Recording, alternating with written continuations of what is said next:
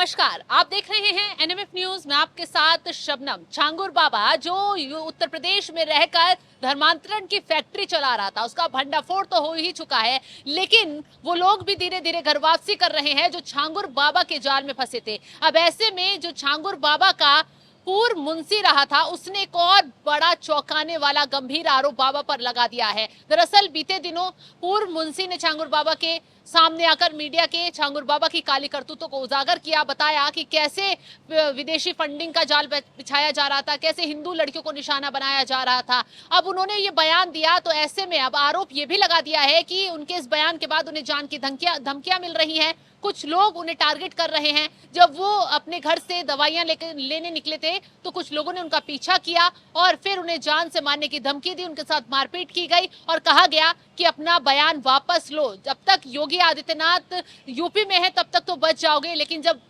वो यूपी से चले जाएंगे तो कैसे खैर मनाओगे। इस तरीके की बयानबाजी कुछ छांगुर बाबा के पूर्व मुंशी को धमकाते हुए दी गई है। लेकिन अब ऐसे में पुलिस ने भी इस मामले में एफआईआर दर्ज कर ली है। अब क्या वाकई में छांगुर बाबा की गिरोह की इतनी हिमाकत बढ़ रही है अभिषेक कि वो खुलेआम धमकियां भी दे रहे हैं, लोगों के साथ मारपीट भी कर रहे हैं? छांगुर बाबा के गिरोह की नहीं, उसके गुर्गों की ही नहीं शबनम। याद करिए वो बयान कि जब मोदी पहाड़ पर चले जाएंगे और योगी मठ में चले जाएंगे तब हिंदुओं का क्या होगा। वो बयान याद करिए, असदुद्दीन ओवैसी का वो बयान था। लेकिन अब जो कहा गया है, ये जो हरजीत सिंह पूर्व मुंशी जिन्होंने शिकायत दर्ज करवाई थी बाबा के खिलाफ कि 24 घंटे के भीतर लखनऊ जाकर अपना बयान वापस ले लो, नहीं तो जान से मार देंगे। योगी आदित्यनाथ की सरकार कब तक रहेगी, बाद में हिंदुओं का हिसाब किताब किया जाएगा। ये बताता है कि किस तरीके से इनका नेक्सस फैला हुआ था, किस तरीके से ये लोग काम कर रहे थे।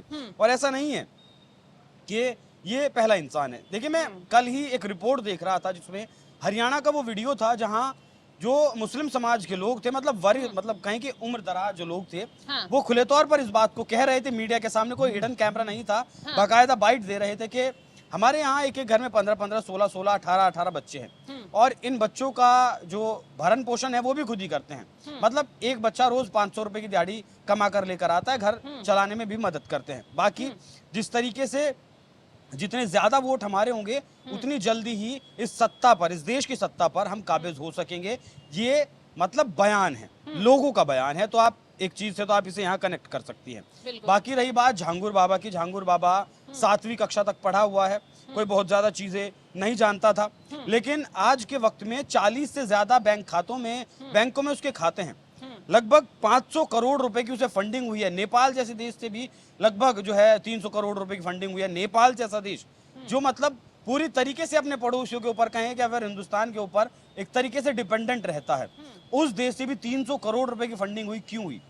देखिए, एक मतलब जो भारत और नेपाल का बॉर्डर है, मैंने पहले भी आपको बताया था कि तुर्की की साजिश के साथ ये जो बॉर्डर इलाका है वहां मुस्लिम आबादी ज्यादा है। वो रोहिंग्या भाग कर आए हों, बांग्लादेशी भाग कर आए हों या फिर पाकिस्तानी भाग कर आए हों, वहां पॉपुलेशन ज्यादा है। और वहां तुर्की 100 से ज्यादा मदरसे बना रहा है, जहां वो अपने जो अपनी किताबें दे रहा है लोगों को, मतलब रेडिकलाइज कर रहा है, वहां जहर घोलने का काम लोगों के दिमाग में कर रहा है। तो ये साजिश सिर्फ शबनम छांगुर बाबा तक सीमित नहीं है। ये साजिश सिर्फ इतनी नहीं है कि ब्राह्मणों क्षत्रिय लड़कियों का अगर धर्मांतरण आप कराते हैं, प्रेम जाल में उन्हें फंसाते हैं तो आपको 15 से 18 लाख रुपए मिलेंगे। ये साजिश सिर्फ इतनी नहीं है। ये साजिश इस भारत को, इस हिंदुस्तान को ये जो शरिया कानून यहाँ लागू करने की बात कही जाती है, फिर इस्लामिक राष्ट्र बनाने की जो बात है। पीएफआई का एक डॉक्यूमेंट आपको याद होगा सामने आया था जिसमें लिखा था कि 2047 तक भारत को इस्लामिक राष्ट्र बना दिया जाएगा। ठीक वैसे ही दस्तावेज, ठीक वैसी ही किताबें इस छांगुर बाबा के का जो ये इसने अपना खुद का जहां स्वयंभू बनाया हुआ था इसने, वहां से ऐसी किताबें मिली हैं। मतलब दुबई, सऊदी अरब, तुर्की और पाकिस्तान, इन देशों से फंडिंग होती थी। 4 महीने में 14 करोड़ रुपए का फंडिंग इसे हुआ, जिसमें 5 करोड़ रुपए विदेशों से आए। ये सारा जो किया धरा है ना, सब पेट्रो डॉलर्स का है। जब से सऊदी अरब हुआ, ईरान हुआ, कतर, कुवैत हुआ, यहाँ जब से तेल मिला है तब से उन लोगों के पास पैसे की कमी नहीं है, भरपूर पैसा है। और उस पैसे का इस्तेमाल बांग्लादेश में रहने वाले, पाकिस्तान में रहने वाले, भारत में रहने वाले जो कट्टरपंथी लोग हैं उनके ऊपर खर्च किया जाता है। हालांकि अब तक, अब अगर मैं आपको एक आंकड़ा बताऊं तो आप हैरान रह जाएंगी, अब तक सिर्फ सऊदी की तरफ से वहाबिज्म को फैलाने के लिए $100 बिलियन दिए जा चुके हैं। $100 बिलियन। लेकिन अब वही सऊदी है जो लगातार अपने यहाँ मॉडर्नाइजेशन की तरफ जा रहा है। मतलब उस धरती पर मंदिर भी बना है, वहाँ मंदिर भी बना है, और सऊदी के जो मोहम्मद बिन सलमान है, उन्होंने खुद कहा है कि जो हदीस है उसे हम 10% मानेंगे, 90% नहीं मानेंगे, उसे रिव्यू के लिए डाल दिया गया। तो एक तरफ वो जा रहे हैं मॉडर्नाइजेशन की तरफ, दूसरी तरफ ये लोग हिंदुस्तान को पता नहीं किस तरफ लेकर जाना चाहते हैं, कट्टर पंथ की तरफ, चरम पंथ की तरफ, वहाबिज्म की तरफ लेकर जा रहे हैं। तो ये साजिश बहुत बड़ी है शबनम। झांगुर बाबा हो सकता है कि बहुत बड़ा नेक्सस चला रहा था, 3000 से 4000 इसके जो फौज थी वो काम कर रही थी, लड़कियों को ढूंढना, धर्मांतरण करवाना, फिर विदेशों में उन लड़कियों को बेचना। इस्लामिक राष्ट्रों में ज्यादातर मिडिल ईस्ट के देशों में उन लड़कियों को बेचा जाता था।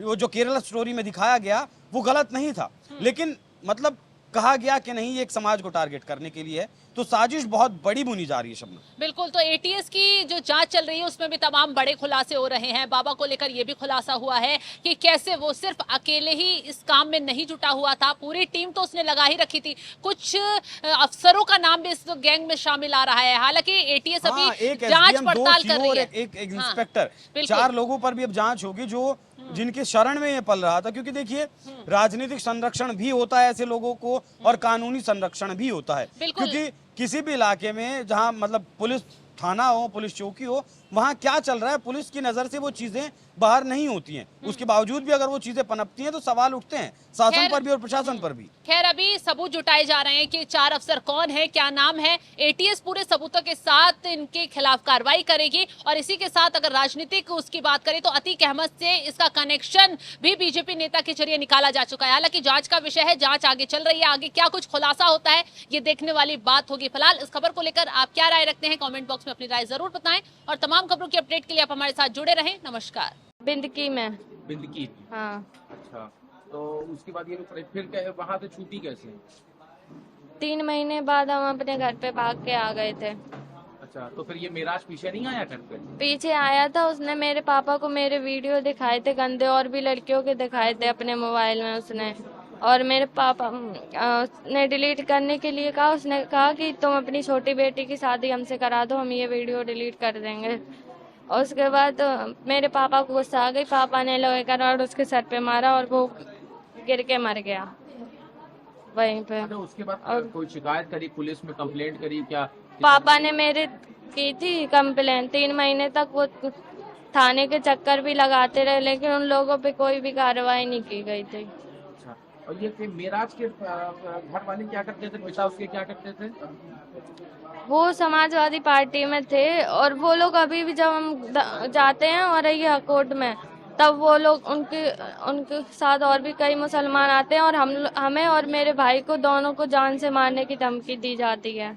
जब से हम यहाँ पे भी सिंधु परिषद में जब से हमने ये बयान दिया, तब से वो लोग ज्यादा ही धमकी देते हैं हम लोग। अभी 3 तारीख को जो घर वापसी हुई थी उसमें आपने भी घर वापसी करी थी? हाँ। तो अभी आपको जान का खतरा बता रही है? हाँ, मुझे और मेरे भाई को और मेरे मम्मी पापा दोनों को झूठे केस में जेल में भेज दिया गया।